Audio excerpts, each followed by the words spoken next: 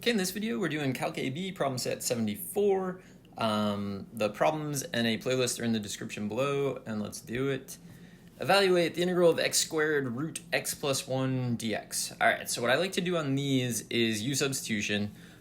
You kind of have a choice. I'm going to do it one way, you could do it a different way. The choice I'm going to make is I'm going to make u be the entire radical, so radical x plus 1. The alternative choice is to let u just be x plus 1. The way that I'm doing it kind of avoids fractions until the end. The other way, the fractions are involved immediately. It's your choice. You will end up at the same answer anyway. Doesn't make a difference. All right, so my advice to you is to never, after you make this choice, never really try to find dx until you've gotten rid of the radical. So the way you get rid of the radical is just square both sides.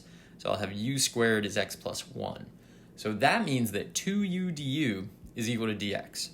So by squaring it, I got rid of the issue of like having to deal with a radical anymore. I also, however, need to replace x squared. So to replace x squared, I'm going to need to know what x is, but if u squared equals x plus 1, then x is equal to u squared minus 1. So that's all good. So we can do our substitutions. So x is going to be u squared minus 1. So we have u squared minus 1 squared. And then the square root of x plus 1 is u. And then dx is 2u du. So when I do these problems quickly, I frequently forget that extra u that goes with dx. And then my work is like all off by like, all my exponents are wrong by like 1. And I'm always like, what happened? And then I know like, man, there was that extra u. So be very careful when you're making these substitutions. All right, at this point, the only thing we can really do is expand this integrand and go from there. So I'm going to pull the 2 out. I have u squared minus 1 squared, so that'll be u to the 4th minus 2u squared plus 1. And then there's a u times u, so that's u squared du. I'm going to distribute the u squared. We don't have to watch that because nothing exciting happens. We get 2 the integral of u to the 6th minus 2u to the 4th plus u squared. So we're good there. Now we're just going to reverse the power rule. Don't forget there's a 2 like everywhere, which I think I will be forgetting at one point. So let's see what happens here.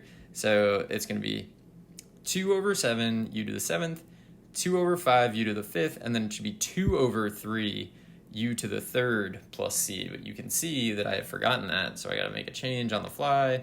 This is, you got to be careful. Should check your work. You would think I would do that before I don't know, make a video and put it on the internet. But I don't, because who has time for that? So now what we're going to do is just replace every u that we see with the square root of x plus 1. But since we have rational exponents already, or we're going to have rational exponents, I'm going to rewrite that as x plus 1 to the 1/2. And then anything to the 1/2 to a power, you just multiply the exponents. So what will happen is we're going to get 2/7 and then to the 7/2 minus 2/5 and then to the 5/2, and then it should be plus 2/3. I'm going to have to fix that. And then to the 3/2. And then, of course, plus c. So give me a second to fix this, and then I will move on to the next one. So got to be careful with your work. If there's something to distribute it all the way through. Learning experience. All right, let's see. Next up, we want to, given f of x is arcsine or sine inverse of x, write the equation of the line tangent to f of x at x equals -1/2. All right, so we need to know the value of the function, which actually might be the hardest part on this. So f of -1/2 will be arcsine of -1/2. Well, where does arcsine come from? It comes from the right-hand side of the unit circle, but only between -pi/2 and pi/2. So where is the y value -1/2? You can kind of like eyeball it. So -1/2, arcsine of -1/2, y is equal to -1/2 on the unit circle at -pi/6. So that'll be -pi/6. Definitely worth reviewing your inverse trig functions every once in a while. In particular, they seem to really like arcsine. I don't know, you can't count on that, but most of the problems involve arcsine when you have to answer these sorts of things. All right, the derivative of arcsine, we know by heart, is 1 over the square root of 1 minus x squared. We have to plug -1/2 in here. So that's going to give us 1 over the square root of 1 minus 1/4, because -1/2 squared is 1/4. 1 minus 1/4 is 3/4, so that's the square root of 3 over 2, because it's all in a radical. So that would be 1 over the square root of 3 over 2 which is 2 over the square root of 3. And then we can just write our tangent line. So it's ugly. Y minus negative pi over 6 or y plus pi over 6 is 2 over root 3, and then the quantity x plus 1/2. So, I mean, not a bad problem. I think the hardest part of that problem is literally figuring out arcsine of negative 1/2. Just review them every once in a while. Keep it fresh in your mind. Next up, evaluate the integral of 1 over x squared minus 6x plus 13. So in general, I would look at this and say, I'm going to let u equal the entire denominator, but if I do that, du does not work out. There's no way that I'm going to account for a 2x and a minus 6. So instead, I'm thinking it's quadratic in the denominator. I'm going to complete the square and hope for arctan. So to complete the square, I have x squared minus 6x. I know that x squared minus 6x plus 9 is a perfect square, so I'm going to rewrite that denominator as 1 over x squared minus 6x plus 9 plus 4. 9 plus 4 is 13, so this is still valid. And then x squared minus 6x plus 9 is a perfect square. So I will write that as 1 over the quantity x minus 3 squared plus 4. This is looking like arctan, 1 over 1 plus u squared, except I have that 4 instead of a 1. So I'm going to divide everything I see in the denominator. Well, I'm going to factor 4 out of everything in the denominator, which is equivalent to dividing by 4. Pull the 1/4 out. So this has occurred in several of the problem sets at this point.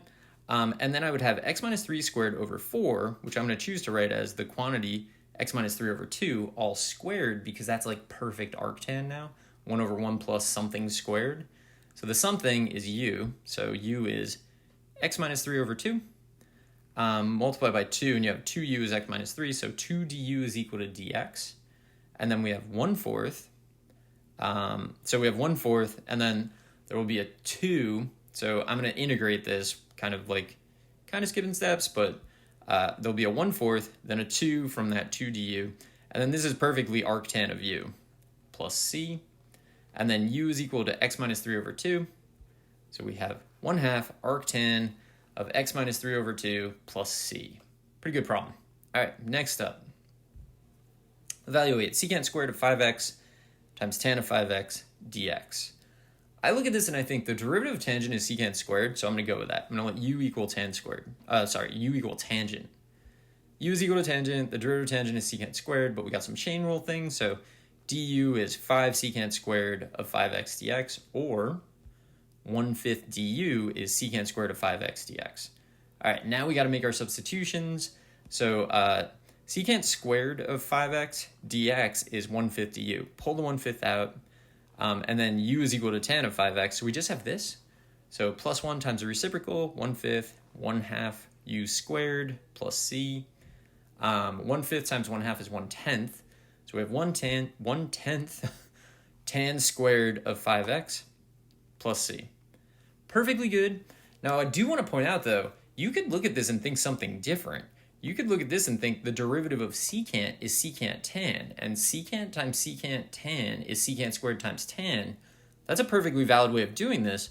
We could have said u is equal to secant of 5x. And if we do that, then du, because of the chain rule, would be 5 secant 5x tan 5x dx, or 1/5 du is secant tan dx. I'm tired of saying 5x. In which case, when we make our substitutions, we will again get 1/5 the integral of u du. When we integrate that, we will again get 1/10 u squared plus c. But in this case, u is equal to secant, so our final answer will be 1/10 secant squared of 5x plus c. This is a little weird because these seem to be entirely different answers, but it all comes down to kind of the power of plus c. The reason these are equivalent is because those c's don't need to be the same value, and tangent and secant have this Pythagorean relationship. It's one of the identities. 1 plus tan squared is equal to secant squared. So in either of these, like you could replace the tan squared with secant squared minus 1, which would just give you 1/10 secant squared of 5x plus c minus 1. But that's just a new c. Or you could replace secant squared with 1 plus tan squared, but again, you'd have 1/10 plus 1/10 tan squared plus c, but 1/10 plus c is just a new c. They're equivalent. So a lot of weird things can happen with these sorts of trig problems, so you gotta kind of like be on the lookout for that. Anyway, that's the problem set. I hope this was helpful, and good luck.